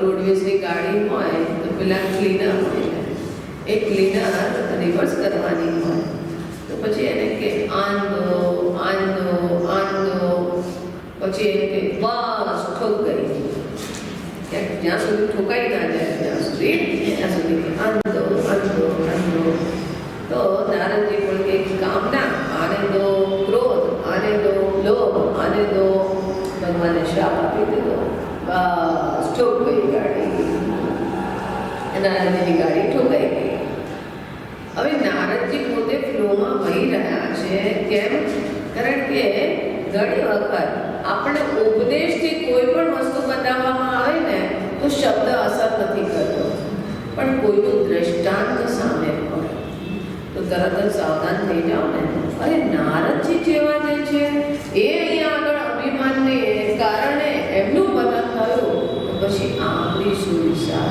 અને એટલા માટે આપણે અભિમાનથી સાવધાન જો આટલું પણ અભિમાન કર્યું કે હું તો છે તે રોજ પૂજા કરું અમે તો રોજ છે તે વેદાંતનું શ્રવણ કરીએ અમે રોજ ધ્યાન કરીએ આટલું પણ અભિમાન આવ્યું ને અભિમાનને પગ પસારતા વાર નહીં લાગે નારદજીને પણ એ તો ને 3 દિવસ ધ્યાનમાં બેસી ગયો અને કામના પણ મને પ્રભાવિત ના કરી છે નારદજી પોતાના દ્રષ્ટાંતને પ્રસ્તુત કરે છે એવું નથી કે નારદજી ખરેખર કોઈ થઈ ગયા તો જ્ઞાની છે એ વિરોધ નથી કરતા મનની અંદર જે આવે કે મારામાં કશું જ નથી હું તો એનો દ્રષ્ટા છું સાક્ષી છું પણ સાધકના માટે એ વસ્તુ ઇષ્ટ નથી અન્યથા માતિત્ય આશંક્યા પહેલાં જ સાવધાન કર્યા ને આપણને કે પતન થઈ જશે એટલા માટે એને લિફ્ટ ના આપવી જોઈએ તો કહે છે અભિમાન દ્વેષિત્વાન. ભગવાન છે તે અભિમાન પ્રત્યે દ્વેષ કરે છે, એમને પસંદ નથી. સ્પષ્ટ રૂપે કહે છે મોહે કપટ છલ છિદ્ર ન ભાવા અને દૈન્ય પ્રિય શરણાગતિ. ઈશ્વરને શરણાગતિ પ્રિય છે. એમના પ્રત્યે આશ્રિત થઈ જાઓ, તમે બધી ચિંતાઓથી મુક્ત છો. એટલા માટે અર્જુનને શું કહે છે? સર્વ ધર્માન પરિત્યજ્ય મામ એકમ શરણં વ્રજ. તો અને કહે છે કે તસ્યા જ્ઞાનમ સાધનમ ઇત્યેકે. આ ભક્તિનું સાધન છે એ શું છે? જ્ઞાન જ છે. કેટલાક લોકો ઇતિ એકે અને કેટલાક આચાર્યનો મત છે કે ભક્તિ કેવી રીતે પ્રાપ્ત થાય? તો કે એનું જ્ઞાન હોવું જોઈએ. મતલબ ભગવાનની મહિમાનું જ્ઞાન હોય, એમની સુંદરતાનું જ્ઞાન હોય, એમની કૃપા, એમની કરુણા નિધાનતાનું જ્ઞાન હોય, તો ધીમે ધીમે તમારી અંદર પ્રેમ જાગવા લાગશે અને પ્રેમ સતત બુદ્ધિને પ્રાપ્ત થશે. બીજા આચાર્યો કે અન્યોન્ય આશ્રયત્વ, કે એકબીજાના પ્રત્યે આશ્રિત છે. જો પ્રેમ હશે તો જ્ઞાનની ઈચ્છા થશે, અને જ્ઞાન હશે તો પ્રેમ વધતો જશે. જેમ કે શાદી બ્યાહમાં જાઓ, અનેકો માતા લોકો એ શાદી એને કંઈક છે તો શાદી માલવાની કંઈ પ્રેરણા ના હોય. બુઝુર્ગ લોકો હોય કે બહુ શાદી જોઈ એક ત્યાં આગળ નાચવા ગાવા થોડી જાય. ડાયાબિટીસ છે તો ખાઈ પણ ના શકે, બીપી છે તો એટલે ગોલગપ્પાને એનો પણ રસ ના માણી શકે. તો પછી કેમ જાય છે શાદીમાં? પછી આ છોકરી સુંદર લાગે છે, સુશીલ લાગે છે, સુંદર લાગે છે, પૂછતાછ થોડી ગમી. ગમ્યા પછી હવે એનું જ્ઞાન પ્રાપ્ત કરવું છે, એની પૂછતાછ કોણ છે, કોની દીકરી છે. હા, એ પછી છે કે એનો પ્રેમ ત્યાં ઓસરી જાય કે જ્યાં આગળ પાછળથી છોકરો આવ્યો ને કે મમ્મી, તો કે આ તો પહેલેથી જ એંગેજ છે, આ તો શાદીશુદા છે, હવે બીજી છોકરી, આ પણ છોકરી સારી છે, આ ફલાણાના છોકરા માટે, આપણે એના માટે એનું જાણીએ તો ખરા મળેલી ગળેલી છે કે નહીં, કેવા એના સંસ્કાર છે, કોની દીકરી છે, મા બાપના સંસ્કારથી એના સંસ્કાર. હવે જો એની બાબતમાં જાણવાની ઈચ્છા થાય ને થોડી પસંદ આવે તો જાણવાની ઈચ્છા થશે. તો કે છે અન્યોન્ય આશ્રયત્વ, જ્ઞાન અને ભક્તિ બંને એકબીજા ઉપર આશ્રિત છે. આ રીતે કહી અને નારદજી કે છે સ્વયં ફલરૂપતા. આ સનત બ્રહ્મકુમાર મતલબ કે બ્રહ્માજીના જે પણ માનસ પુત્ર છે સનત કુમાર આદિ નારદજી, તો કહે છે સ્વયં ફલરૂપતા. એ પોતે પોતાનામાં જ ફલરૂપ છે. મને મનની અંદર પ્રેમ જાગ્યો તો પછી આપણને કોઈને કહેવું નહીં પડે કે જ્ઞાન પ્રાપ્ત કરો. એ તો સ્વતઃ ચેષ્ટા થશે, પ્રેરણા થશે, સ્વતઃ પ્રેરણા થશે. અને જ્ઞાન પ્રાપ્ત કર્યું, મહિમા જાગી, મહિમાનું એને ભાન થયું તો સ્વતઃ પ્રેમ જાગશે.